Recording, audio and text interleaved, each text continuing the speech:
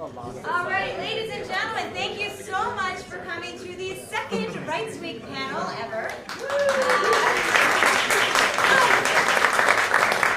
had an awesome one last night, and I do recognize a lot of you from last night as well, so thank you for being repeat customers. Just a few notes. First of all, a really big thank you to HowlRound for partnering with us on this. As we learned last night, these issues are incredibly important, so we're just thrilled to be talking about them. Also, a big thank you to the LARC, because this space is fantastic. Cell phones, please silence them, but tweet to your heart's content, because I will be right there. Our panelists will be as well. So feel free to tweet and ask questions. There will be questions from the audience as well. And it's hashtag Rights Week is what you should be using. And then also be sure on your way out, there's a white piece of paper. It's our white paper, more information about anti-piracy. So please feel free to grab it for more information. And there are still 2 more panels this week, so I hope that you join us. Just so you all know, the rains today have held up one of our panelists, but he's on the way. So if someone comes in late and sits down, that's why. So now I'm going to hand it over to a wonderful moderator, Morgan Jenness, and she's going to introduce everyone else here. So take it away.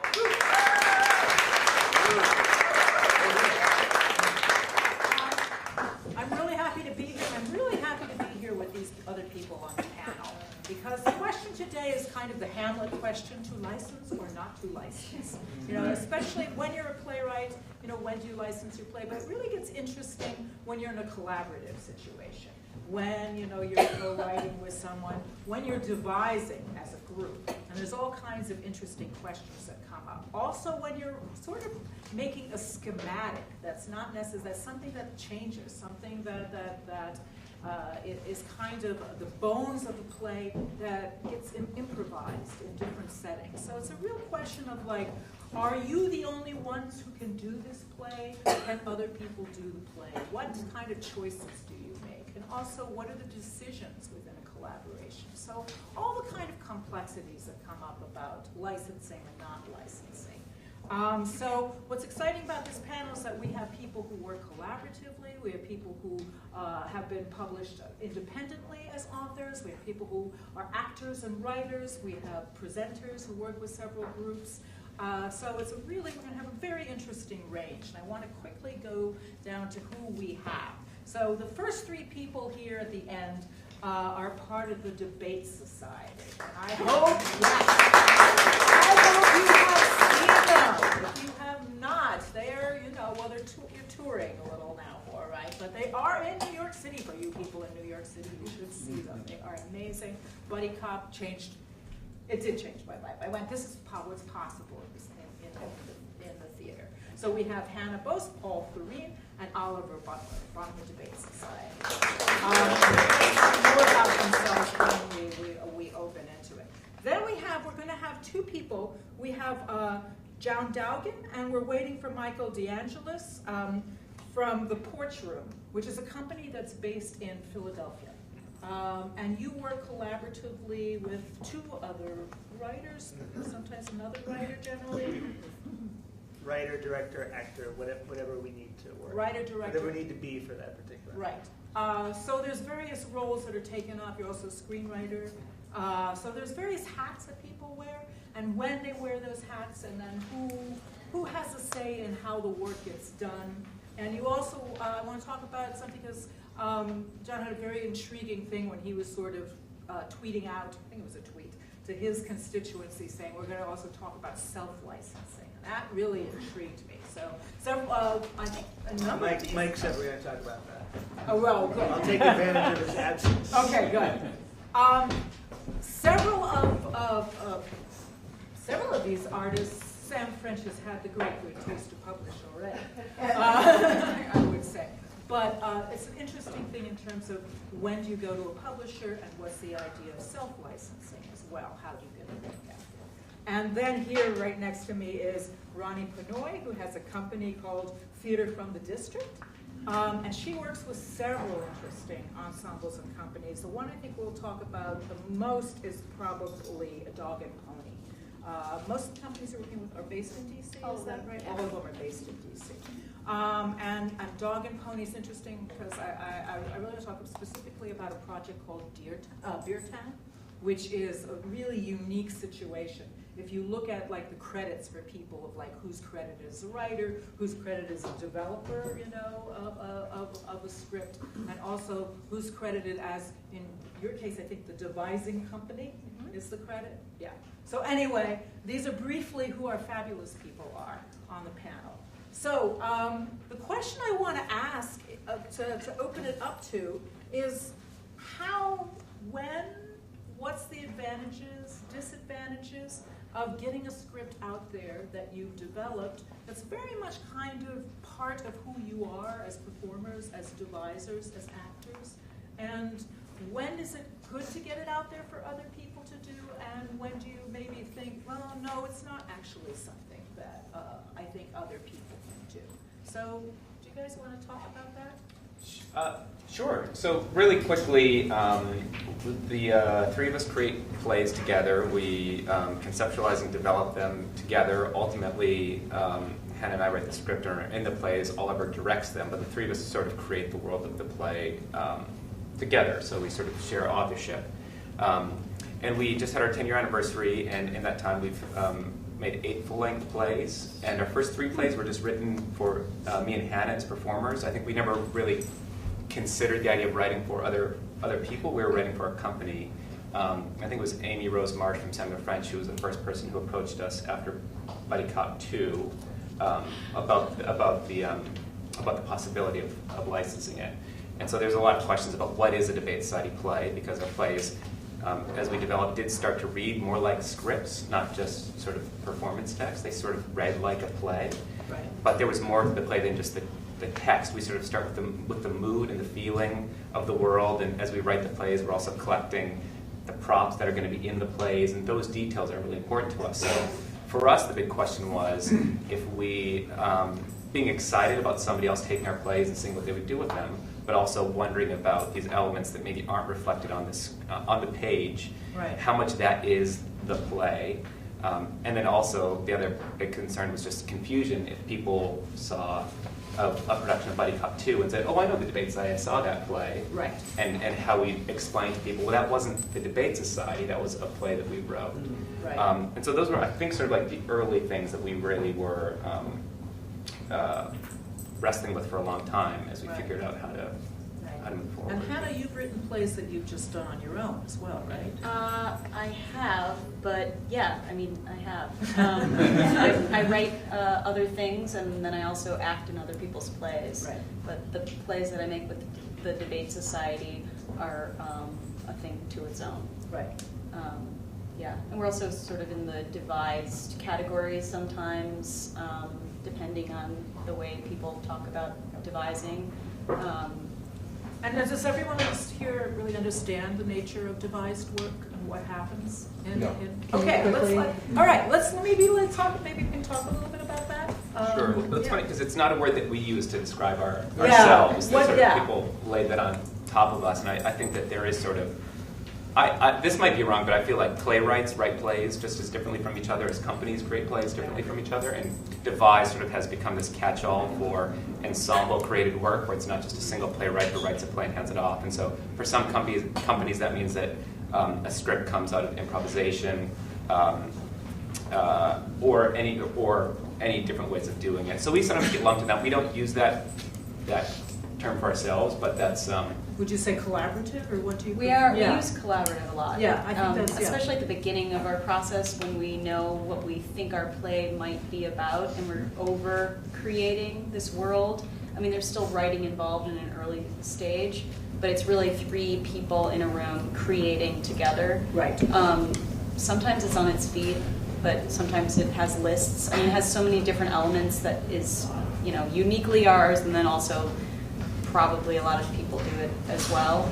And then there's a point where the script comes, but we are all 3 sort of creating at the same time. I think there's some companies that they create a piece and then they perform it and then they sort of document it afterwards. We just worked with a big company called Team Sunshine in a workshop, and that's what they do. They're like, well, we don't really have scripts. When we're done, we kind of try to... Right, the script happens when you're done, whereas you Script really done, but create we actually it in the process. We write a play, and so Right. when we're done, we have, Right. we're going into rehearsal with a script. Right, John, is that more the way you guys work as well? Kind of, sort of. We all consider ourselves writers.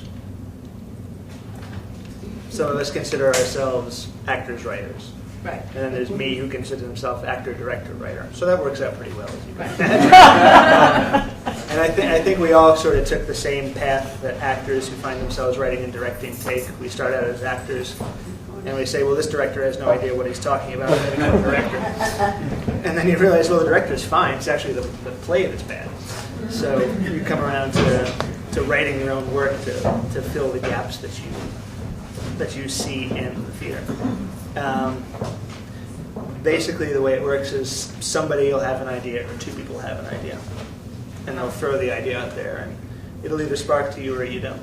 And you say, well, I'm interested in helping you with that, or I'm interested in flat out writing that with you, or I'm not interested in that at all, but I want to see what you do with it, so go to it. And we're all one of the reasons that the three of us work so well together is that we write so differently, to what you were saying about the way playwrights approach plays completely differently. Pete will send me something, or Mike will send me something, and I'll be like, that is wonderful, and I would never in a million years. This is Pete Barry, who's not going to be here, but Mike's going to be here. And I would never in a million years have thought to put those words together in that order to achieve the effect that you have. But I see it from another way, so I'm going to take it and I'm going to put it on its feet this way, and we'll try it 2 or 3 different ways, and we'll see what happens. I mean, the one thing you do have to get to is you have to get comfortable enough with each other that you can say to each other, yes, this is fantastic, but pages 10 through 37 have to go. You have to get to the ability where you trust each other enough to speak frankly. And is that kind of a decision that you all agree to collectively? It has to be. Right. I mean, ultimately at the outset, one person or 2 people, or all 3 of you, you'll become the writer, and the decisions become based on that decision you made. Right, and that's something we're going to talk about too, in terms of, is there an ultimate responsibility that gives over in terms of someone really taking the mantle of the identity of a writer? Is it a collective? Also, who makes the decisions about production and licensing and all that kind of thing? Because it can get complicated. If you've got a lot of people in the room who are collaborating, there has to be some sort of agreement in terms of that. We'll get to that. So let's talk about Dog and Pony, especially with a show like Beer Town. Which was done here in New York. Did anyone see Beer Town? Yeah, it's a very different animal. Let's talk about Beer Town a little bit. Yeah, so and Dog and Pony's process. Yeah, so I work with Dog and Pony DC as their touring producer, and it's been really interesting working with Rachel Grossman, who's one of Dog and Pony DC's ringleaders, as they figure out what they're going to do with Beer Town in this next step. Because it's interesting. You wouldn't normally think that licensing and touring have much to do with each other, but in this case, I think one is really going to inform the other. So, but backing up a second, so Dog and Pony DC, the way they make their work is in this kind of ensemble devised model. So as a group, they come together around an idea, and over a long period of time, they'll develop shows. But for each individual project, different ensemble members will take the lead as the director, kind of as the lead, on that particular project. But what's interesting, as the shows have been premiered and then have gone on, and this has happened in the case of Beer Town, is that different ensemble members will swap in and out of different roles. So, when it travels, someone may be playing the role of, the mayor, in a different way than had been previously.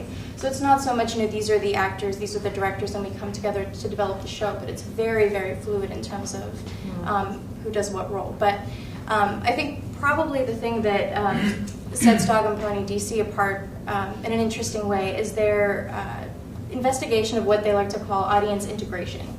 What that basically means is that the audience is, not only engaged in the show in an interesting way, but they actually have agency.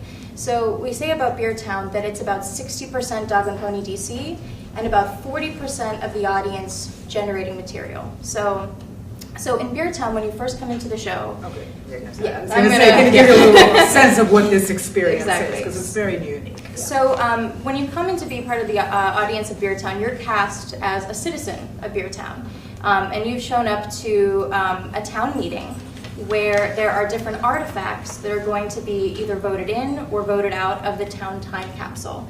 So it's the town's quinquennial celebration, and there is pageantry, there is a everyone stands and does the Pledge of Allegiance, everyone sings the Beer Town song, and you are very much with a t-shirt and with a dessert potluck that kicks off the show, and yes, you bring a dessert. That is the world that you come into. So, the first part of the show, there's a lot of, conversation around what these artifacts are, but then in the second half, you have, audience members coming forward and saying, I really want to vote for, that projector from the old movie theater to be in that time capsule because I remember when my grandfather, went to see a show when, yada yada. And so you're doing not only as on the artist. You have a guideline too. What's that word? Yeah. It's important. It's like heart. Heart. Yes. Heart. There's like a the guide. different characteristics that each artifact must have, and so as an audience member, you're going, well, it has. It was heat. It was heat. Sorry, heat. Right. So does it have these different characteristics that should justify it being into the time capsule or not?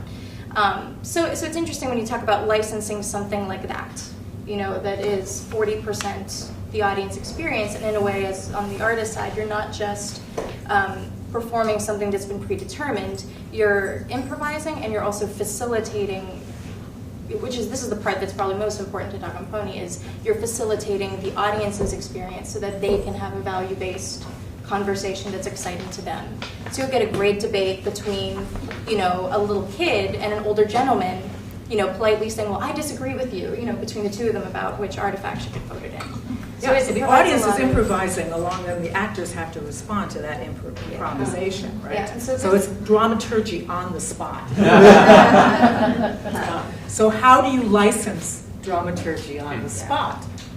And also performance-wise, because your performance elements, the whole thing, with the squash game, there's a dramaturgy to how that game is played. You just don't say to, officers go and play squash. Right. There's a kind of rhythm to it and an orchestration to it, right? So, but has Buddy Cop and It's with Sam French, and it's had two licensed productions. Have you seen one in them? I'll have another one in this Chicago. fall? Yeah. Did you see the other productions? We did. Yeah, Hannah saw the one in and we saw Durham. the other. Yeah. And how do you sort of, how much control do you have over it? How much of an issue? What's that like? We've sort of been really hands-off with them. Okay. And we've just sort of shown up and seen. It's like, visiting your kid at camp or something. Visiting your older kid at camp, Yeah. right? Because it's Yeah. like you Your have to teenager at camp. you have to kind of let it go. Yeah. Yeah, it is like a parent. There was never any question. I never remember having a question about whether we should or shouldn't license our work. I Right. think we didn't know whether it was appropriate to license it or whether anyone would be interested in licensing it earlier in our process. But I don't think that we ever had any should we never license the work? There was never a. I think we were always excited. Yeah, we were always excited by the idea. Yeah, also this is- there were a few cities we wanted to hit maybe on tours before licensing them. That was always the big consideration, was making sure that we could have the life that we wanted Right. with our own production and not get in the way of any other sort of licensed Was there a production. holdback in the licensing? What a holdback Yeah, we would, is like you say, this play can be done I in think these cities, but it's- not in these places. It's funny because So it's tour something can that we go. don't worry about anymore, because when we first did it, I think we didn't know how it worked. So I don't remember the exact details, but I think what we worked out is for Buddy Cop 2, we decided for the first year, we would basically have, there were a few cities that we were like, okay, we want to know, before we grant a license to these cities, we get to okay that. And then after a year. Exactly. But the thing is that we license, so if we're doing it again, we license our own production. So we have to go through which we were like, oh, is that going to be weird? But it's actually Can you great. It's actually great. Can you explain that a little bit? I really like that. I think before we did it, we're like, well, this is going to be weird because then do we have to license it from Semi-French when we do it?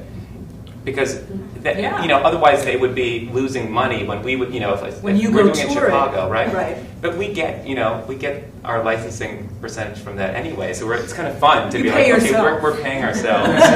So now we're not so worried about losing that, and we aren't the type of company that want to be on the road 8 months a year. It's just a few specific spots. So I think that was something that we anticipated being a bigger problem than it was. But I think it was a Sam French contract possibly, but there was a point at which we were deciding which cities we like wanted sort of off the table for a year. Yeah. And we included a few international cities, like it was like Berlin or something. And I think what we didn't know is like they weren't, at least for that contract, they weren't handling anything internationally. But they did. They did us the service of they put in like Berlin, New York or something.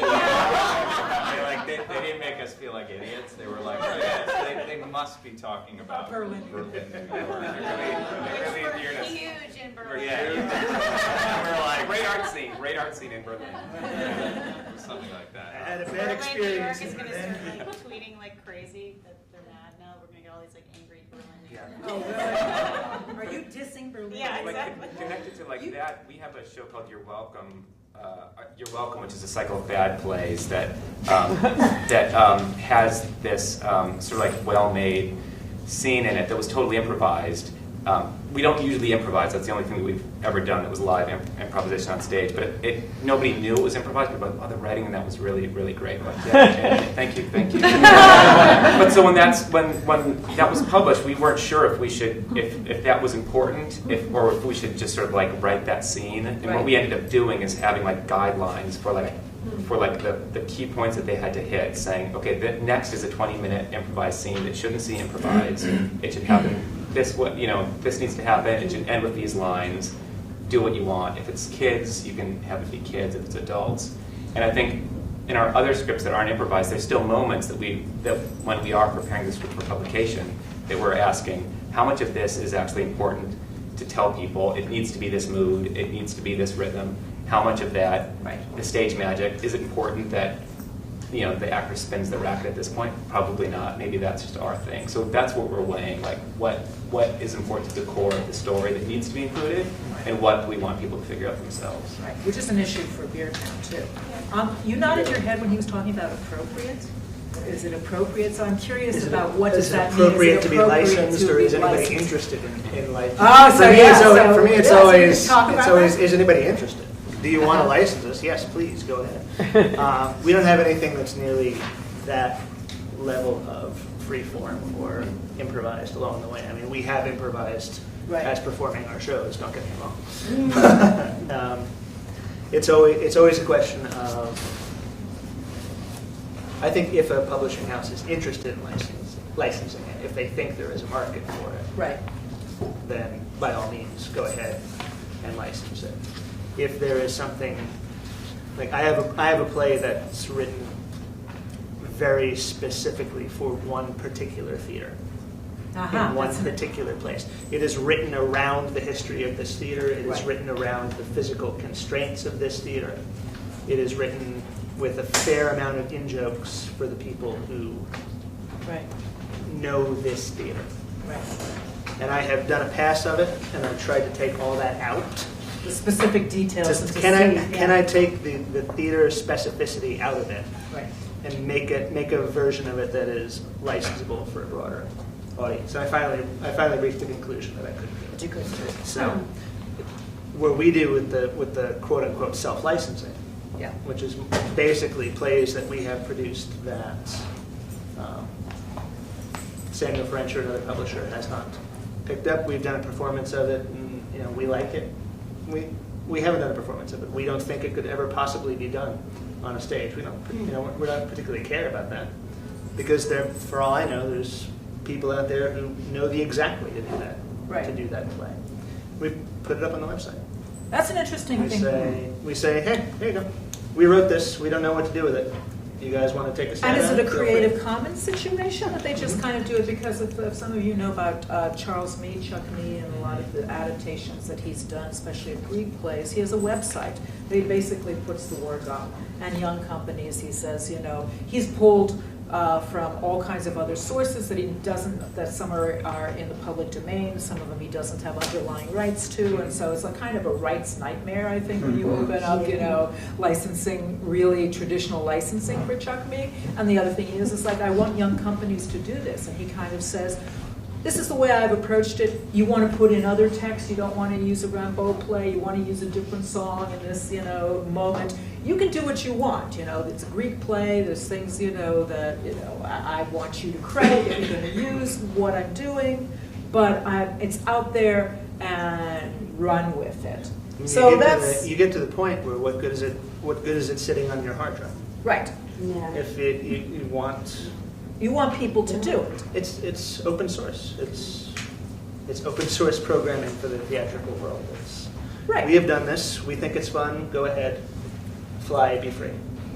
We used to just have a tip jar on the website. I don't think we ever made a dime. Well, that people could donate and say, we tried the Radiohead model, forgetting momentarily that we are not actually Radiohead.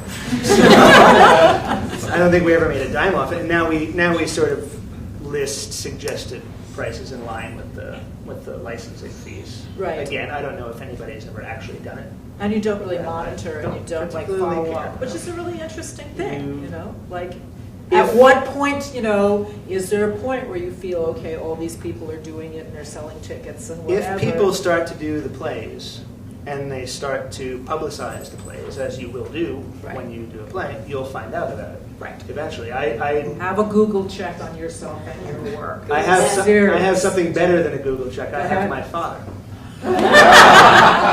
Tell us about your father. My father has a Google check. We have the same name. So Oh he my has a Google God. check on him, but he started finding my plays. And it's funny when you get published how quickly your sensibilities shift to the right side of the political spectrum. I get an email from my dad 6 in the morning. Hey, they're doing your play in Indiana. That's fantastic. Saying in French, have they paid for the play in Indiana? But I tell you what, our Google alert for blood play, I just disabled it yesterday because You got so much I other would stuff. get 10 Google alerts a day that were either for T-shirts that said "Give Blood, Play Hockey" or fetish websites. you still have the fetish stuff. So I got through the hockey T-shirts. So, with Beertown, like, how do they, in talking about whether to license that, how do you license it, what goes into a published script? Yeah. What are the kinds of conversations and something that's a real schematic for not only actor improvisation, but audience improvisation? Yeah, so I feel like Dog and Pony is very much in the place of, not having had anything licensed yet, really kind of asking all of these questions and kind of talking to other people and, thinking about what is the way to learn more. Because one of the biggest challenges with Dog and Pony's work is that even I'm sure as I'm explaining to you what the show is right now, I think the few of you who've seen the show can attest that it's a very different experience. We made it through the storm. I feel like we should sing a let it be Peggy said, I Lee know song how to you at the end of the storm. Today I was part of Amtrak's new writer hostage program. Actually keep you in Philadelphia for 3 hours. So did Sam French got the check. Fabulous. Thank you, Sam French, for Yes, thanks for getting him out of the train. Are you done interrupting this nicely? I am. Pretend I'm not here. So go By an entrance, yeah. Yes. So I was saying that the experience of being in Beertown is very different than hearing what it's about or what the experience is, and I think the few of you who are at the show will probably nod your heads at that. So one of the things that Dog and Pony is looking at and is that we're going after together, including me, is looking at doing a Beertown Takes America tour. And it's not your typical tour in that it's not the entire Dog and Pony DC company going to Omaha and doing the show. Instead, it's, okay, can we take a couple, 1 to 3 Dog and Pony DC members and collaborate with a group of artists, people in that city, and develop a beer town for that particular city. Maybe even swap out some artifacts that are a little more exciting, or talk about what are the themes that city is grappling with right now. And in a way, by going to all of these different cities, doing this, what they're calling partial presence model, we'll kind of learn and get a sense of, okay, so when we say X, are they hearing X or are they hearing Y? And working with other artists who are kind of new to the world of Beertown, we're hoping will give us a lot of valuable information so that when we're building this, licensing, we'll have a sense of what to do. So one of the things that we've talked about early on doing is kind of a Beertown Bible. Because one of the things that people who have come to see the show have said is, well, how could anybody else but you do the show? Because you know everything about the history of Beertown. So if someone says, well, you know, where did the wood from that bar come from? It'll be like, oh, well, it came from this particular manufacturer, and you'll remember that that person, their grandfather founded the town, or, you know, there's just this whole deep world of information that can come out in improv. So in licensing, it's not just the, okay, this person says X, this person says B, and then you let the audience talk for a while. It's more like, okay, here is the world of knowledge and history about this town that every cast member knows, and also here's the Bible for each individual, you know, or for each individual character for where they're coming from, what their kind of background is in relationship to the other characters. So it's interesting to think about it as not like even maybe as just a play, but as a play with all of this other additional materials. So waiting until there's more productions, waiting until you really like have more information that can go into this Bible is actually better than having rushed to get the play out there into publication. That's the thought right now. No, it makes sense. It makes sense that there's all these different variations and you want as many of them as possible. Yeah, and also too realizing that putting together that kind of body of work and having it make sense to other people other than us who are so familiar with the work will take time. You know, and we'll take kind of a trial and error and experimental period before it's, okay, this is ready to go to be licensed. Right. So Michael, Hello. hi, so glad you made it. So we talked a little bit about what's put up on the website, the kind of is like self-licensing and the tip jar, and you know, so what, can you talk a little bit about, because you've also had things public, Accidents Happen, I think, has had a really nice life, you know, that is published. Yes. Well, yeah, can you talk about, are there decisions in that, or talk about your relationship with your collaborators? Sure. Say whatever you want to say. All right. Hello. Well, because we're not only writers, but we're producing a lot of our own work, a lot of times we find that takes us out of contention of submitting it to places, because a lot of times they'll say, you know, it can't have had a major production or have any sort of production. And if we put something up in Philadelphia or in New York, some pretty big, you know, arenas to play in. But we put a lot of work into it. We put a lot of love into it. And from my perspective, you know, I think you'll probably agree with me. Sometimes you don't know what works until you've seen it. Yeah. And so, you know, there are things we've done now 2 times, 3 times, and, you know, there are less opportunities for us to send it out to the world, so we'll send it out there ourselves. So a lot of what's up on the website for people to do if they like are things that we've kind of road tested ourselves and think are really viable shows. They tend to be a little more traditional, not improvisational. I can see how something like Beer Town you would want to keep hands-on at least for the first several iterations. We have more traditional sort of, what's the word I'm looking for? I don't know. Nothing new there. Dramaturgy. When in doubt, just throw it. Dramaturgy. That's good. Dramaturgy. Just throw it in. Whatever word you're missing, traditional words that that we can trust somebody to pick up and not, not right. Yeah. truly It's sort of, it doesn't need a Bible, perhaps. You know, the way that show does. And again, like I said, a lot of the things that we have been sort of lab tested, road tested. They have been reviewed. They're positive reviews. When we started out, we tried to do things that we could do ourselves, things that we could do simply, things that we could do on a day's notice, just ourselves. Somebody has a space you need, and great, we're going. And the first time we did that, we did a show, and we put it up in a week's notice. And there were some pros and there were some cons, and I had, this was actually before you were a member of the group. It was just me and Pete, and I called Pete and I said, all right, so the next show we do has to be even simpler than that.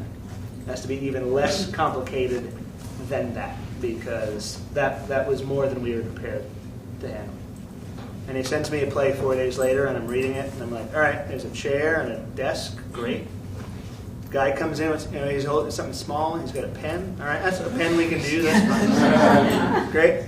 Page 17, on walk 2 people carrying a live octopus. And I put it down. And I picked up the phone, and he said, hello. And I said, I can point to the page where you completely disregarded everything we talked about last week. He was like, I know, but I had to bring on the octopus. And did the octopus stay? The octopus did stay. It did, and that one's published. The octopus is published. The octopus So is after the published. octopus was published, I learned, all right, fine, you do whatever you want. Uh-huh. You put an octopus on the page, and it got published. So. And the octopus is out in the I'm world and gonna being done? Yeah, I believe the octopus is being done. There you see. See? I think People we've find given ways up. to do the octopus. People find ways to I think do we've it. given up on trying to do the simple show, but we did continually try. When we were trying to tour more, we thought like the key to it is like just come up with a show that's much more simply done.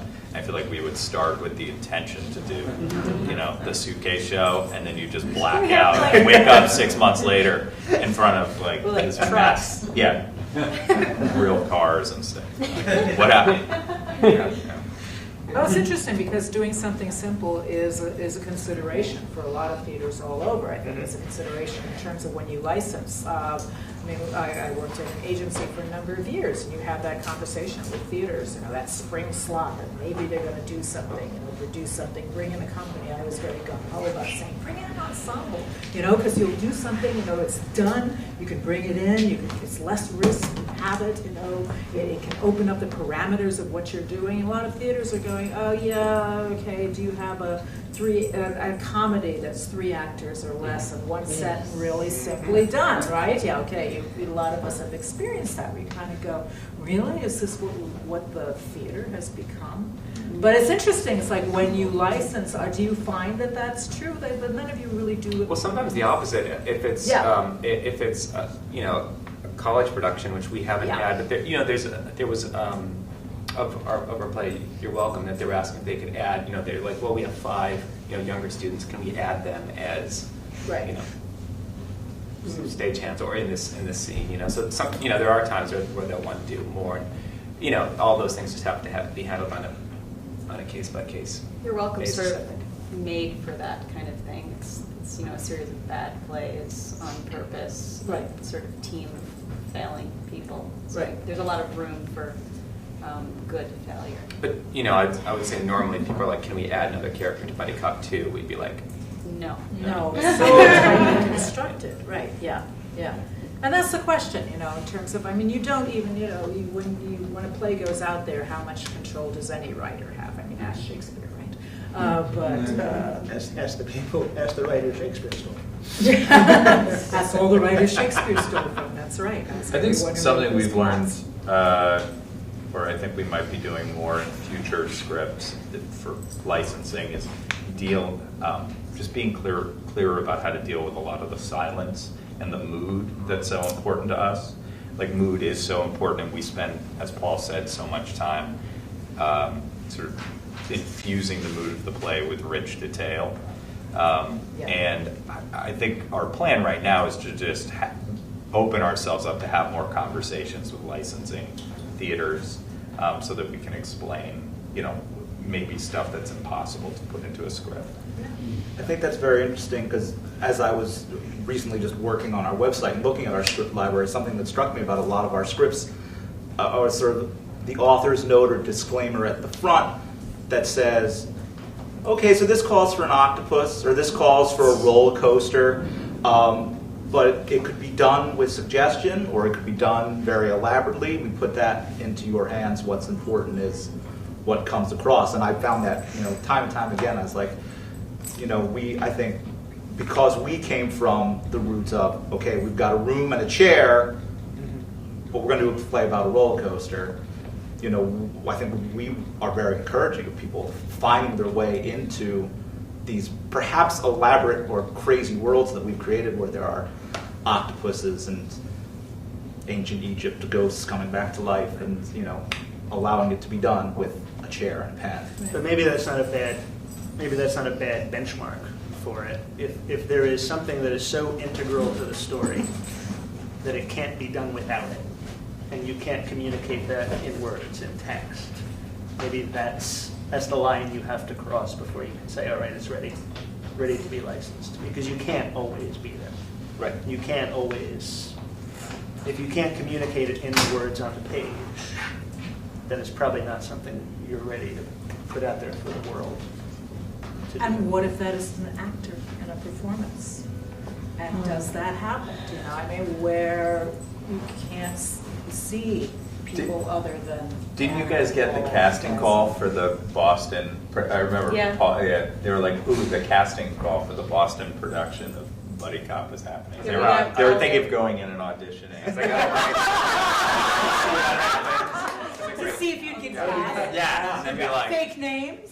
Would that be like, you must have like a 6'4" and a man and a 5 tall woman for like, best comedic effect, but Is that part of the set? Like, is that how? No. No. But could it be? I mean, when is, are there times for any of you where you kind of go, no, actually, as great as this would be for other people to do it, there's no way other people can do it, either because of a directorial. Personally, no. I would never speak for another writer. Me personally, no. I would never, because I have in the past, decided that this is for one person and one person only. Right. And it usually doesn't work. It's nowhere near what you think. Interesting. Our second play has like 5 or 6 lines of actual dialogue, and it's unpublished, and it's like a list of actions. Yeah. It's written, it's like an hour and a half long play with. and I think that we have like a very special, intimate relationship with that play, and I feel like we want to do it one more time to see what that was. It was like our second play we did, 8 years ago, before we probably published that. And even looking at that script, it's, like theater is such a crazy medium. It's all so not permanent. And especially with our company, we've like learned who we were by making this second play together. Because our first play was, it was an adaptation and used writings of someone else and based on someone else. So that new one, we've never published, and it's like a list of actions. Like I couldn't imagine publishing that, but we keep talking all the time about how awesome it would be If somebody else did that. to publish that. Right. Yeah. But you want to go into it one more time, so Yeah. you feel Yeah. you can let the kid go to camp on its Yeah, own. exactly. right? Yeah, exactly. Which I think is an interesting thing. Yeah, I think Dog and Pony is actually about to have a really interesting learning experience that this is making me think of. So in Omaha, there is a great theater called Omaha Community Playhouse, and it is a professional community theater in Omaha, established in there many, many decades. And Dog and Pony is going to be bringing Beartown out there. And in that instance, a couple of Dog and Pony members are going to go out there and essentially cast the show from the community. So not even, so much like, okay, we're going to cast professional actors in this, but we're casting from the community that would, be performing in these plays and everything. So I think that's going to be a really interesting experience for whoever goes out there, because in addition to these auditions, there's going to be pre-audition workshops and things like that to get people both excited about and kind of wrapping their heads around what Dog and Pony does and what is this audience integration thing that they're trying to do. So I think that'll be an interesting moment, as I think that'll be the first time that we're putting completely new faces in these roles in an interesting way. Yeah, that's.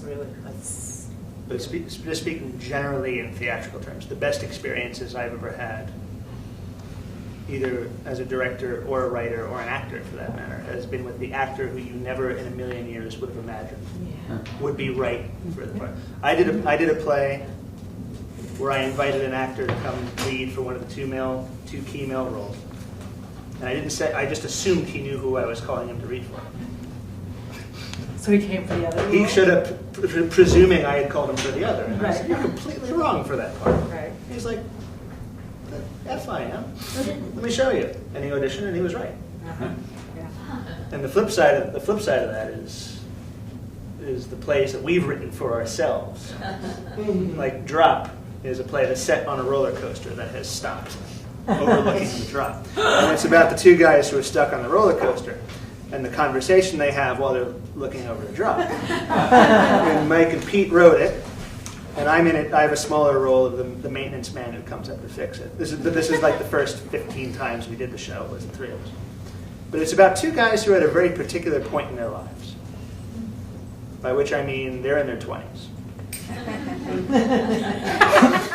So about a year ago, or 2 years ago, one of you, I forget which one of you it was, sent the email and says, yeah, I think we're officially going to stop doing jobs. And I don't think I've ever told you this. I thought to myself, thank God I don't have to say it. Thank God. That's right. The cast list says their own. Mike and Pete, early mid-20s, Jackson, any age. So you're I can do this forever. You go 60 years old. Yes. Yes. That is a different kind of drop, right? Can you talk a little bit about Transit Lounge and You Are Dead, You Are Here? Oh, sure. Yeah, because that's an interesting thing with the collaboration between a video artist and a playwright, and what do you do in that situation? Yeah, so Transit Lounge is a very interesting ensemble in that it's comprised of 3 artists who typically work as a playwright, Christine Evans, a projection designer, video designer, Jared Mazzochi, and Joseph Magel, who works as a director. But what's interesting about what brought them together is they came together for this one particular show because they were really fascinated by this software. It's called Virtual Iraq, and essentially it was developed by the military to help veterans who are returning from Iraq with PTSD. So it's essentially a virtual reality software. And through a lot of building of relationships, they got the rights to utilize that software and all of the equipment that goes with it. And essentially, that is the projection design and really the set design for the show. It's all this video design world, and you're with a veteran and his therapist and this Iraqi girl blogger. And you're kind of going between these 2 worlds, and essentially the virtual world of Iraq becomes the real world for this Iraqi girl. So they had a production at Here Art Center in June of last year that really really kind of moved forward for them, like what the piece could be. But what's so interesting is that I think a lot of people talk to them and go, well, it's a play. But you have some projection design and a director, but that like that kind of project could never have come together if it wasn't really them working as a collaborative. I mean, the ideas, the text, the design, like everything was, everyone was in each other's work. It was really, there wasn't so much here's a finished play and then here's the projection design or the direction, because there's no way that you could put together something like that without all moving forward at the same time. So it's also interesting, for me as their touring producer, to try to talk to others about the work. And, if you just send the play, it doesn't tell the whole story.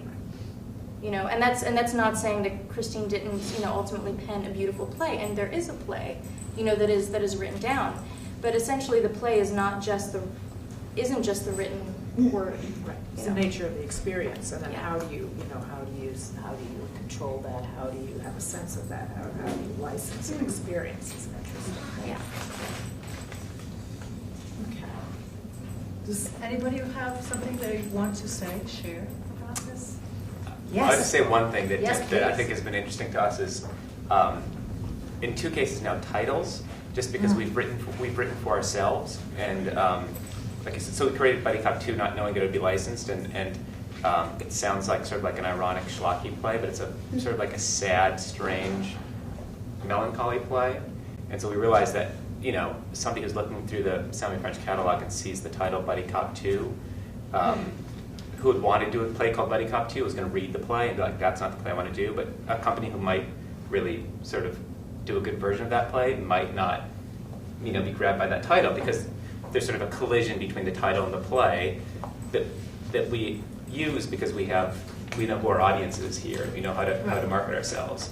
And then similarly, our next play, Blood Play, Which was the Untitled which was World's called Fair Untitled. Play. No, it was the Untitled Blood. The World's Fair Play is now the Light Years. Right. That's right. Yeah. Right, Okay. yeah. So yeah, it was. So- Blood Play was the Untitled Blood Play. Well, okay. All right. I got my title Which takes place confused. in Chicago in the 50s, and it's about family, and it's about bloodlines, and it's also about violence. So we thought it was a good title. And when I told my mom, who lives in rural Minnesota, she's like, "You can't call a play Blood Play." And other touring presenters said we're going to have issues with that title, and it never would have crossed.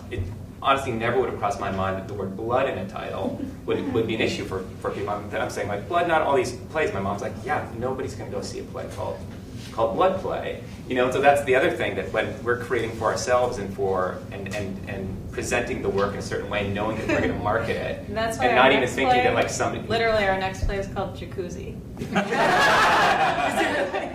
which is, you know, yeah. So controversial. Exactly. But that is sort of a thing that we're talking with, you know, the people at Summer French about how to present our scripts, how to present our plays, to how to market them to people who, you know, who are going to do their own version of it, but what context to give them, who to match it up with, to say, oh, it's similar to, if you like the plays of this person, you might be interested in this.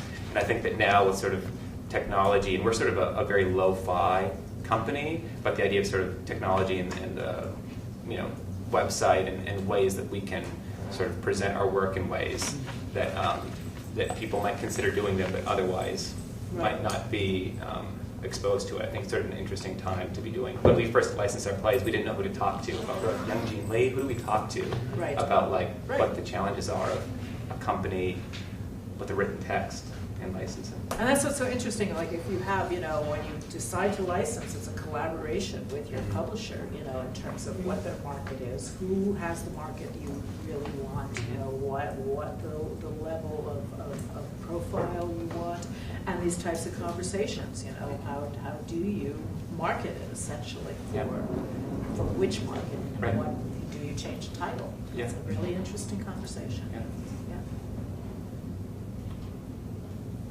Anyone else want to have something that you do, Michael? Yeah, I think I might be going backwards from what I missed with the No, that's okay. I think we'll be talking about sort of a piece that started as site-specific.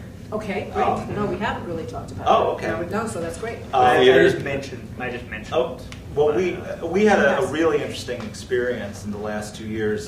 2 years ago, we got asked by the museum at the University of Pennsylvania to do a play in their space, which is an Egyptian hall. It's a recreation with actual ancient artifacts and the giant Sphinx, and it's this absolutely stunning space.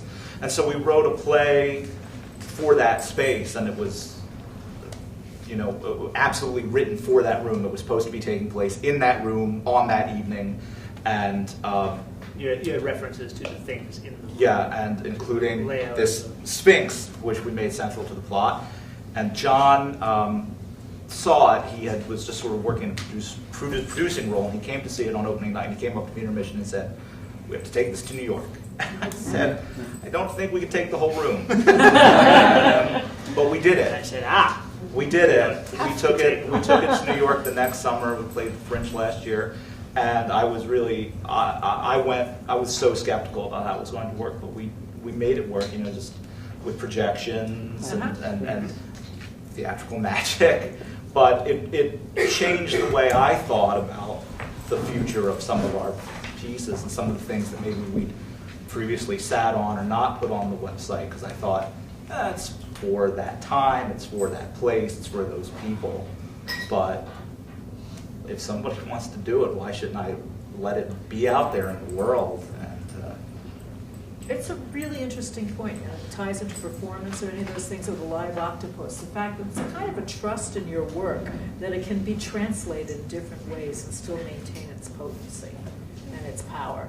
I mean, that's an interesting thing, I think, to realize that it might not be done in exactly the same way, but imaginatively there's ways to get it across in a way that you feel satisfied. I always get the urge when I get a notice that something's being done. I like look at the airline prices because I've yet to see. I think only once I've seen someone else really, you know, someone that I have no connection with take on one of my writings, and I would really love to. Some boarding school in Canada did everything that the Porch Room has published it's like as one night, and I was like, I have to go to Saskatchewan. That's awesome. That's immediately. That is such a litmus test. Because, you know, like Irene Fornes, always, who's a wonderful Cuban-American writer, I worked with her for years, and she directed the first productions of all her plays, you know, and she's pretty strict about that. Because she wanted, you know, her visions were also directorial, and she would do it. And then, in a way, she didn't care. And she said, okay, anybody can do it. But I don't want to see it, she said. You know, it's like, I don't want to see it. So it's like, it's out there.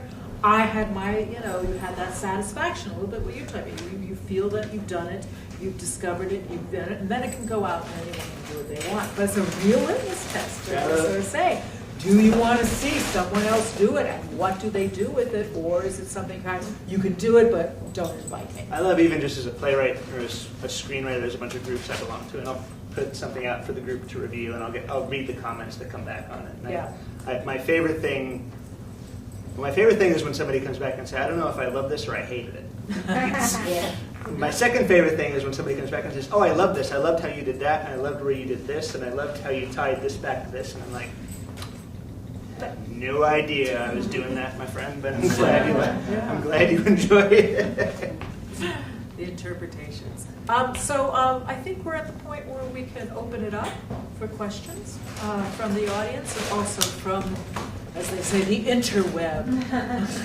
We've had actually a lot of great discussion going on. Y'all will have a lot of tweets when you get off. Oh, really? But I think there's one that some people have been asking, which is, does seeing your show's license change your approach to new plays? To creating a new play? Just as to new plays. A couple people have retweeted it, so I think you can take that however you like it. I would say for me it doesn't change at all the creation of the play. I'd say the one thing that changes is after the fact. Just we like write in Samuel French formatting now, because the first play was like, took me so long to like do, you know. But it's after the fact stage directions and after, there's more work after the fact with the script. But I don't think for us it changes anything. And we said this, like, I don't regret any of our titles, but I didn't foresee the sort of challenges with Buddy Cop 2 or Blood Play, and I actually don't know that I would. I don't think we would change them. No. But now that I know that, it probably will affect sort of what our plays get titled. We were also cautioned against Cape Disappointment, which Samuel French just published when that first came out, because if it was the theater producing it was worried about the reviews of a play that had the word disappointment in the title. So I think every and that's a very interesting question, but for us, I don't think it hasn't changed at all. I have found that if you write something to be marketable, yes, you will fail. Yeah, because if anybody had the formula, right, then yes.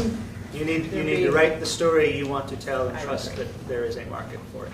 Yeah, I think it's a trap that you say, oh, this play is doing really, really well, let me write another one like it. I mean, there's a lot of Hollywood stories like that, right, that we've seen.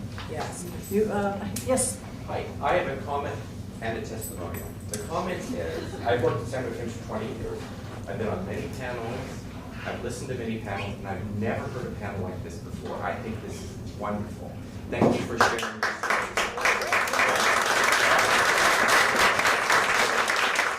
Also, kudos to whoever at Samuel French that thought this one up. I don't know who it was. Maybe it was Marshall.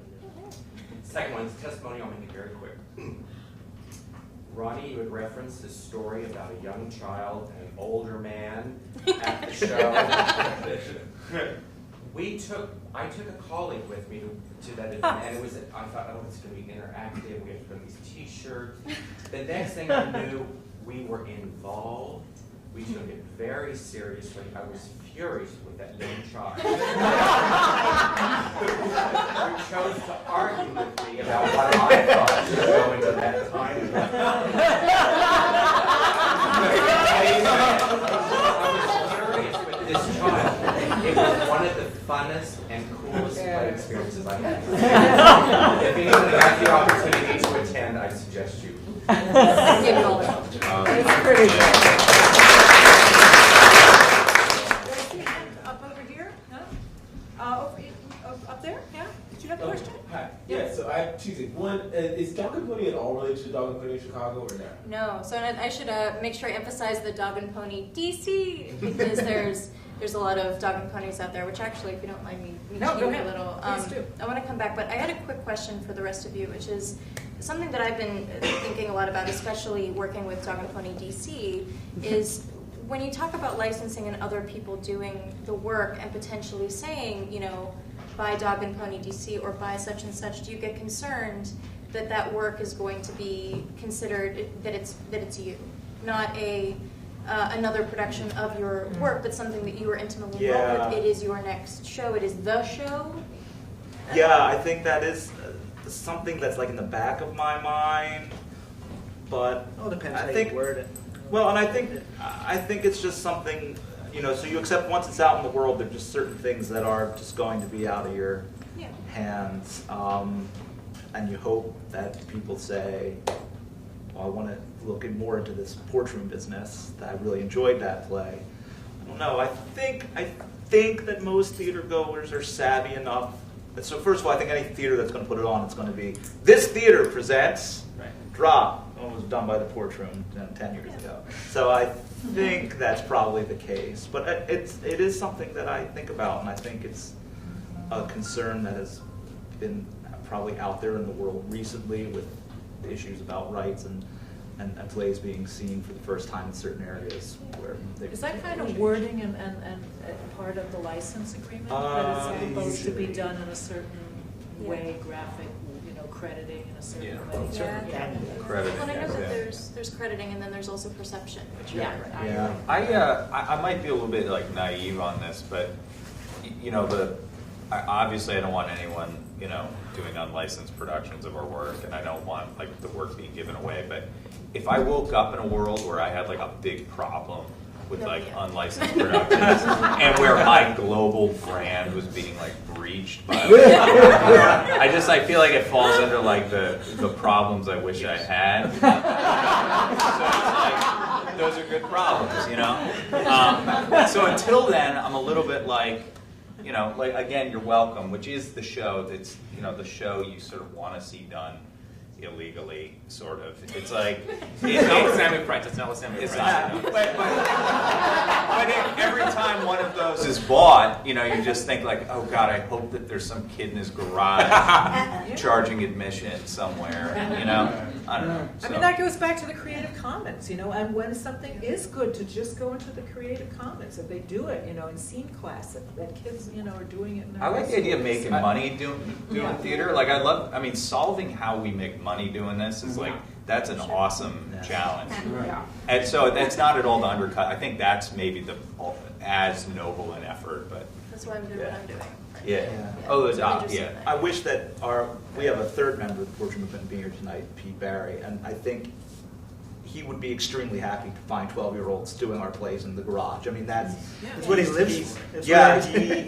It was really him who pushed us to start putting our unpublished work up online, because Pete Barry is a 12-year-old. Yeah, well, that's his fun. Will be until he's 80. He not only wants a future for his work to be out there, but he wants, if he's given inspiration to somebody or and an opportunity to someone where they're not going to have to pay a particularly large licensing fee. There's no restriction. If you want to put it up in your garage, put it up in your garage. I think he feels really strongly that we're paying it back in some way. Yeah. I think it's a case-by-case thing, because on the other hand, the idea of like somebody going into one of my plays and changing the words or changing the order of of things, that sort of the protection that comes with that is very important. Again, but I could see a certain show that we would say, no, this is, remix this, do what you want, and certain shows that we definitely wouldn't want that to be the case. Yeah, and I think too, it's almost even there's a chance that, let's say, some theater decides, completely above board, does a production of Beer Town, but people who go see that show think, oh, this is actually the Dog and Pony DC company who's come out and done this show, when that isn't true. And that's not necessarily a good or a bad thing, necessarily, but it's a question. Like, I don't know if that's something that people are concerned about or think about, and then we need to get back to you at some point, because I stole your question. Oh, no, actually, it's so weird. Like, I was going to just ask you guys about, like, as a child of hip-hop and, like, the internet, like, how you guys feel about people remixing your things in a way? Or like, would that ever be like a big concern for you since you guys are advisors yourselves? But like, you guys sort of accidentally answered it just now, so it's cool. I have a question here, then we're going to go to the internet. I'm thinking about a play license with Manchester, which was more or less devised or collaborative, but forgot Ted did. So Right, that's correct. really, yeah. Now, my question is, as a group, have you all made preparations for in case the relationship sours, in case... Like I a actually was gonna prenup? ask Do we this have prenups? Because it was the band. I said, are you REM or are you the Beatles or who gets credit, you know? It was like REM, even though it was really a lot of songs were written by two people, the whole band, you know, would sort of participate. And with the Beatles, it's Lennon and McCartney, you know, so Yeah. the licensing rights. So I or you have like Carol Churchill, you know, worked with joint stock, where you have a lot of, you know, writers who bring a writer in the room and they're working with actors who are, I'm in that situation now, working with Josh Fox, who's creating a thing with an ensemble. All the actors are kind of improvising, but it's going to probably end up being under his name, and what's the agreement and how does that work? I think it's a really interesting question. I don't know if it's quite any of these groups work that way, but Dowgin, you know, it's like who gets it's a devising company. Yeah. I How think that's the question royalties? we're How do answering. you know? It held up Chorus Line for being filmed for years and years because it's like who shares in the not only the credit, the financing, also the decision. Does everybody vote who gets, well, you know, to the future of the show? That's a really interesting question. I think it's a great question. I think, especially when we're talking to young companies, we talk about, I think there's two sides of it. One, just how much effort goes into managing the relationships in a company. Oliver made the joke of a prenup, but it is sort of like managing like a relationship. And when we talk to young companies... You have to have a collaboration agreement at the beginning Yes. if you're going Right. to go into this kind of work, because after the fact, you're already so emotionally connected to the piece, and it's very hard to unweave what has been woven or even remember where things have come from. And I feel like there's a lot of expectations. I feel like it's a very touchy subject, and if you have a good thing going and created something beautiful with people, to have it after the fact, I feel like it's better to do the beginning to establish things. Also, as far as like, we've had like the plane crash conversations about like what happens in the end. I feel like we probably should have a bigger conversation though about what happens. We had the company was founded before I joined, but you know, we sort of revamped at one point when I was very entrenched. We had hours and hours of conversations about what we were and who we were and what the responsibilities were, and those questions of ownership and questions of collaboration agreement, and we hammered it out, and every once in a while we dust it off again and make sure we're still on the same Yeah, page. see if you need to renegotiate, Yeah. see what needs to happen. I mean, you know, I was involved very much in the rent case, you know, in terms of Jonathan Larson was collaborating with a dramaturg, Lynn Thompson. I remember Lynn, you know, when it was developed, calling me up and saying, you know, how was it going? She said, oh, I'm writing some lyrics, you know, and whatever. And I said, do you and Jonathan have a collaboration agreement? And she said, oh, no, he's going to take care of me, which he would have. He had an aneurysm. He was gone. And it was like, there she was, you know, in a position where a grieving family, what you're trying to hone in and what's going on. And it ended up being, and it's like the legal thing about you have to claim co-authorship and all this other thing. But they didn't do it. They didn't get it down on paper. It was a mess. You had an internet thing? Yes, so this is going back a little bit to licensing, but someone asked, if you change or update one of your works, how do you feel about a future licensee producing or That's a presenting really an good older question. version of the work? That's a really good question. That makes sense. Or are we all just thinking? No. I'm not, like if it's already licensed in one version and you don't update it, or they just want to do the old I version. think either or. So yeah, if you guys make changes and they want to do that older version. I've never had it, I'm just trying to imagine what that would look like. Yeah. I mean, I guess the closest thing that we have is that sometimes we'll get requests from people just like out of the blue saying, hey, I saw the play, can I have the script? And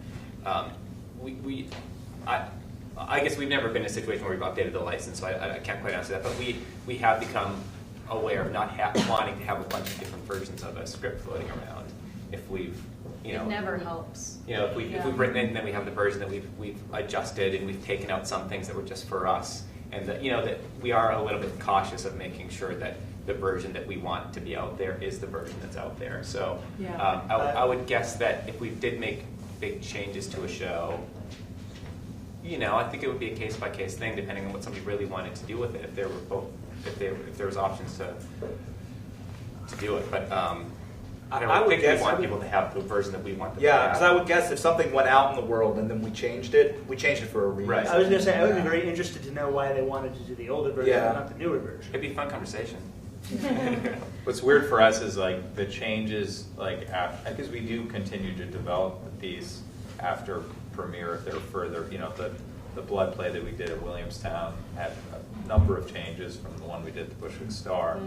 The public was different than the Bushwick Star. And I think it was it's a better script in the end, but also it seems like, just when I think about it, it seems like it would have to be like the most fastidious, like detail-oriented person. It was like, There's handful just of like words tiny and bits of words to Yeah. us are like huge. You'd be like, you're a crazy person. I love this semi-French tweet. Does this sound like Yogi Berra? We try to make sure the version that is out there is the version we want out there. I have to say, coming from my agenting experience, I would often fight moving quickly to publication until there have been a couple of productions, and people love to get it out there, but I'd say, first of all, I really liked having the conversations as an agent with the field, when it goes to a publisher, you don't have those types of conversations as easily. But, to get to rush and kind of say, I had this with a really terrific playwright who had one production, really wanted to get the play out there, and then a year later had another and went, oh my God, I'm totally rewriting this, but it was out there. It is easier to change now with a more print on demand. I mean, that technology has really changed things. There's not like 2,000, necessarily, 4,000 or 40,000 hard copies of your play all over the place. But I think it's a question of like, hold off, have a couple of productions maybe before you rush into publishing. I mean, really make sure it's ready. But I'd just say, that's a side note. Yeah. And I think that's what kind of Beertown is. And I think that's Beertown's really wise to kind of what it's saying is this is a Bible. It's more. Let's really see. There's a huge gap between ready and perfect. Well, it will never be perfect, right? Perfect is the enemy. Perfect is the enemy of ready. Yeah. Oh, I like that. Tweet it. Tweet it. They'll tweet it, and then they'll tweet it. We don't tweet it, and then we can tweet that because tweet. What I said is perfect is the enemy of ready. And what Oliver Stone said is perfect is the enemy of good. So I'm not stealing from Oliver Stone because the last person I want coming after me is Oliver Stone doesn't mess around. French I'm going to say, Debate Society just mentioned something about when you have scripts that are for you versus it being for a larger audience. And I mean, I edited a lot of your plays, so I'm a little bit aware of like manuscript versus published version changes. But can you guys talk a little more, and maybe all of you, I know you mentioned some of the Bible, but kind of what metamorphosis your script goes through as you prep it for licensing, and how, like, what kind of fine-tuning do you do to kind of translate ideas or mood? I feel like there's like little things that Paul and I might do in our character work that might not be essential to the character, but like maybe there's a hammy moment, or there's like some tiny nuance that like would be too much information, or just too, like sometimes when I read a play and they put in like a lot of beats, or literally when it says beat, sometimes I'm like, I want to discover that myself, why those thoughts are connected and that there's air in between. So I feel like, we know that we would take a pause there, but that should come through in the storytelling. I think we'll write in stage directions for things that we do even before we've done the play, just because we're like, oh, I want to remember that like we want to do this here, or this prop, we're going to move this here, or this is what this prop has to be because we found this thing in an antique shop, and so we're putting in the script that pin from the World's Fair is there, and so it's often like stripping away stage directions, which is, I think, maybe a little counterintuitive, but it's stuff that you're like, oh, that was actually more a note for me to remember to do that than it was for that's an important piece of action. Yeah, let someone enjoy that process and discover that on their own if it's not essential to the storytelling. But on the other hand, I think there's stuff that we would put in the script about mood that wouldn't be in the script that we did for ourselves, just because we know what that is, that we want to say, okay, this, make sure that that this is bursting with the excitement of Christmas at the beginning of the play, or something like that, There's nothing more humbling than reading something you wrote 10 years ago when you were first starting.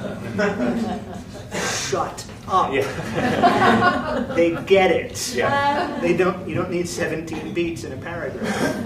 25-year-old idiot. That's actually. But then you go back and read Tennessee Williams today. Right. She wafts in from the veranda, as effervescent as a Georgian summer. Maybe I can do this at times. Tennessee Williams got away with it. Amy asking that actually just sparked a memory of something I'd kind of forgotten. But when we had our first piece dropped, we got hyper aware that it was going to be in print and kind of set in stone. And so we actually, I don't know if you remember, John, but we had a conference call right before we submitted the final edit, and we performed the play for ourselves. No, I don't know.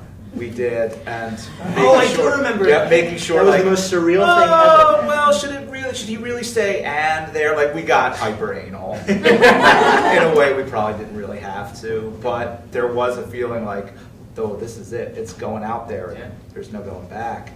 So we wanted to make sure it was exactly. That's why I don't remember it, because I zoned out, because it was you and Pete talking about ants. Oh, right, yeah.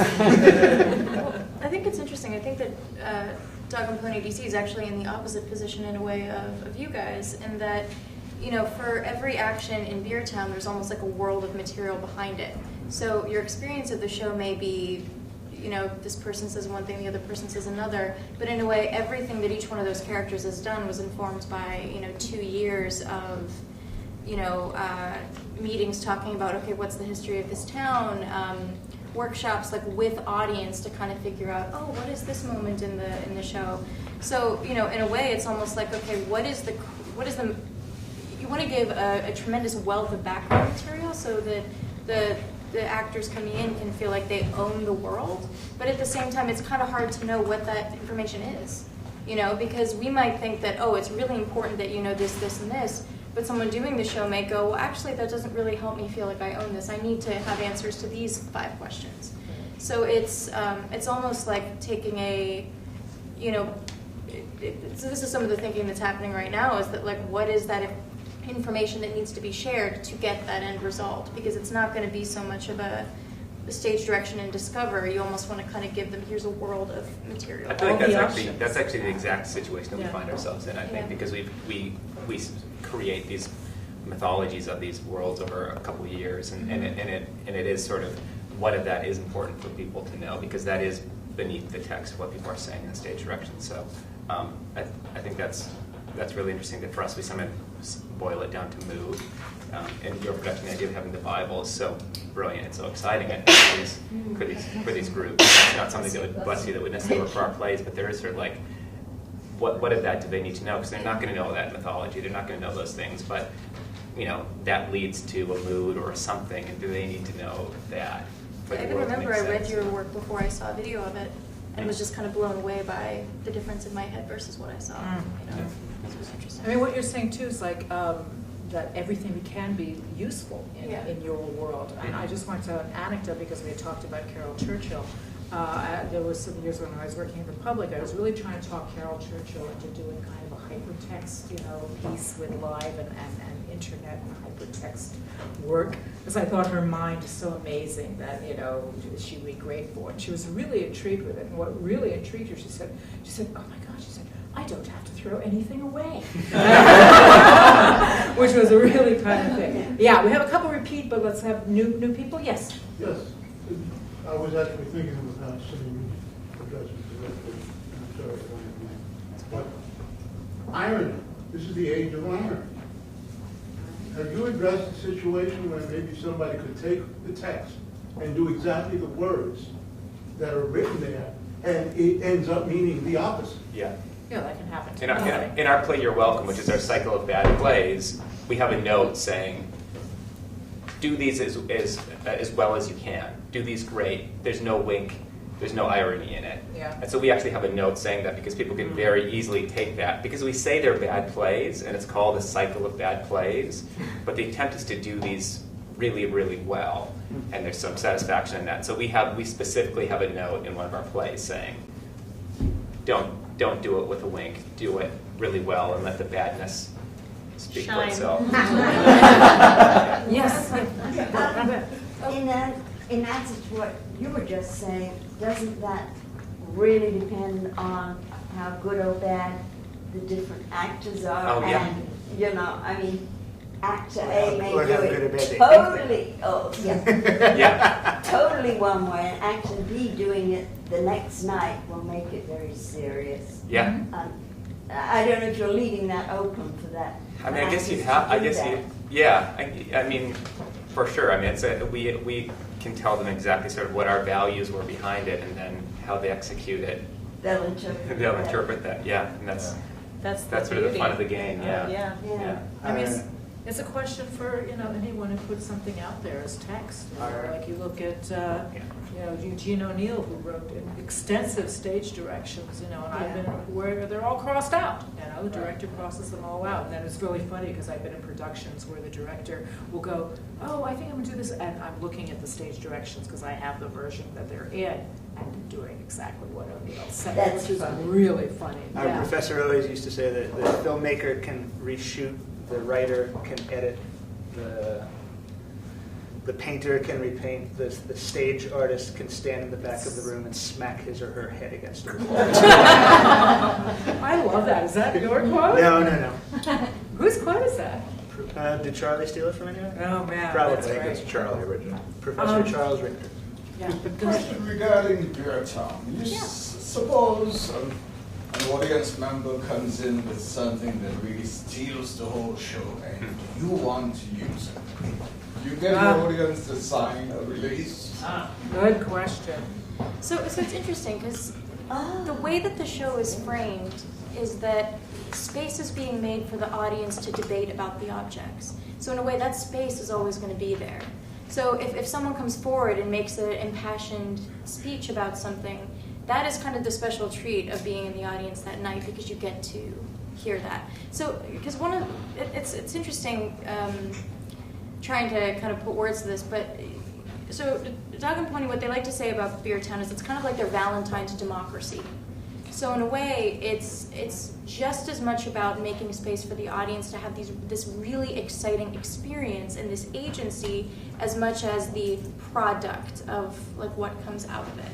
Because the experience of being in the room is so exciting. So I doubt, although, you know, Rachel's not here to say what she thinks, so this is what, you know, current producer thinks, but I think that would be a rare, that might not so much happen in Beer Town. But it's an interesting thing It's an because interesting in playwright contracts, you know, you have a contract that says the writer owns the work. It doesn't matter who in the room, you know, the director, the actors give in, you have a right to own that work.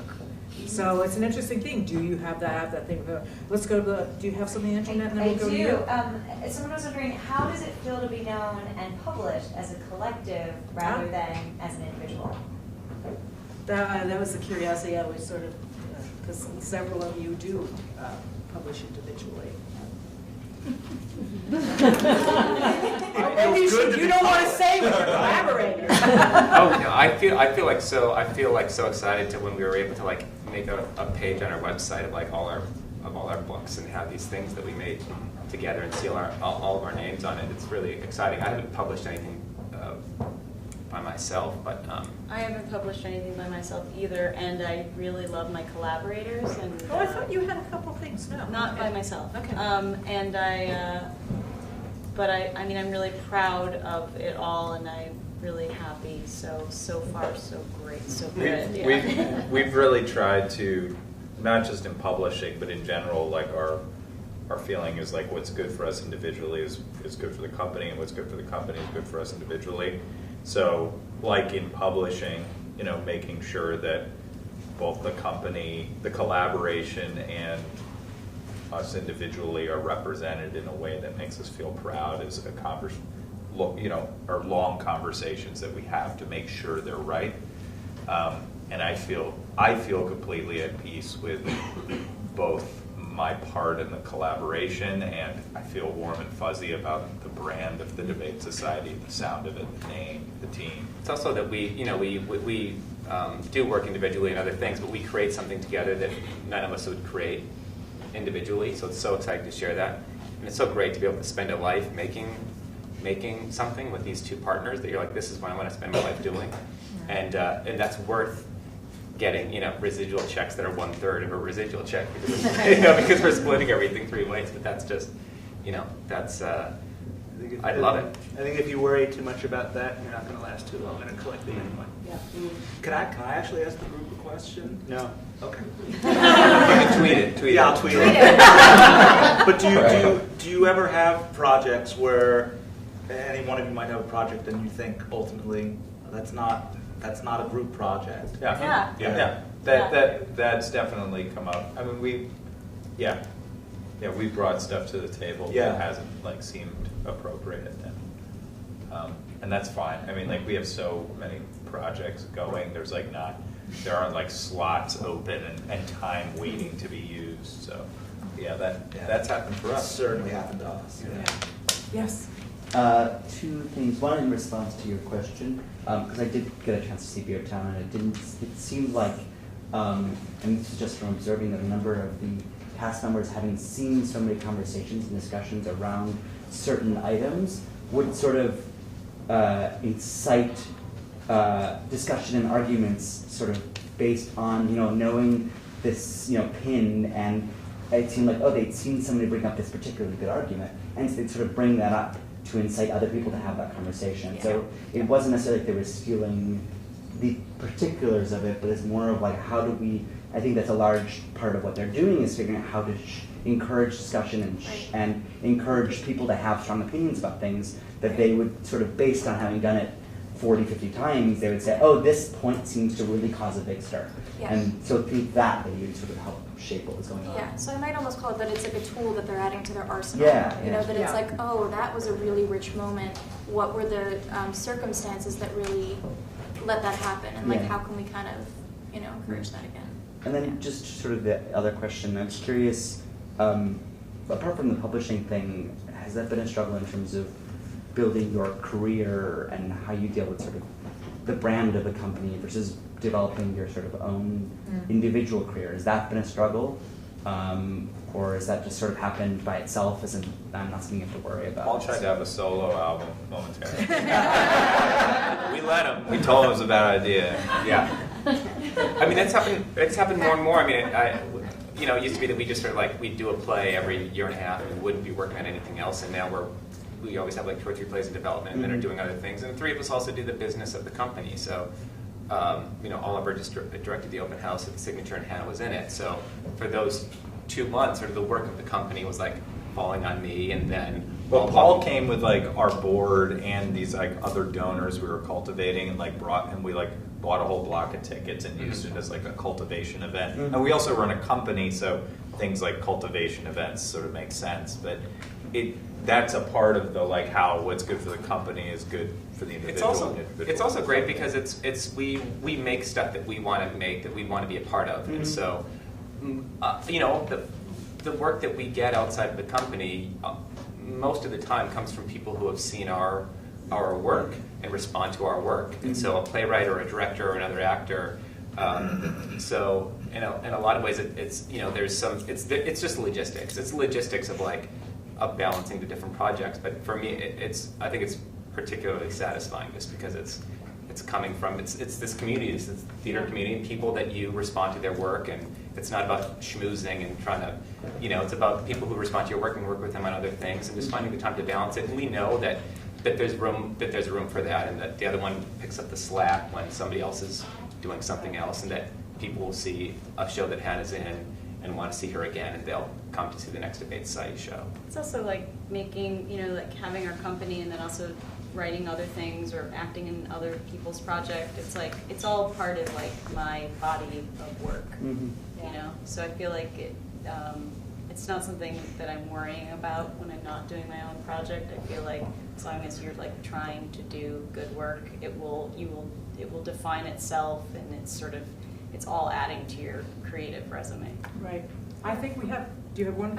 I was going to say quickly that it's interesting you should ask that, because working with 4 different artists and ensembles in DC as part of Theater from the District, you know, I find that some of the most like rich kind of worlds that are being built in terms of relationships with other artists, with just interesting people, are when ensembles are made of many individuals that each have their own rich networks, and it just kind of makes the work land in the world a lot more richly when that happens.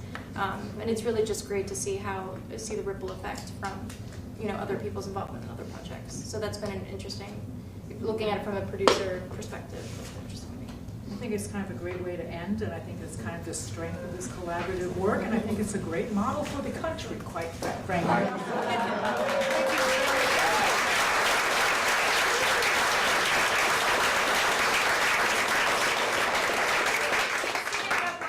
You guys were amazing. Thank you so much. And I hope you guys can join us. We have 2 more that are coming up. Amy Rose Marsh is actually moderating tomorrow's. We don't want the conversation to end, so keep it going on Twitter. And one last time, let's hear it for them.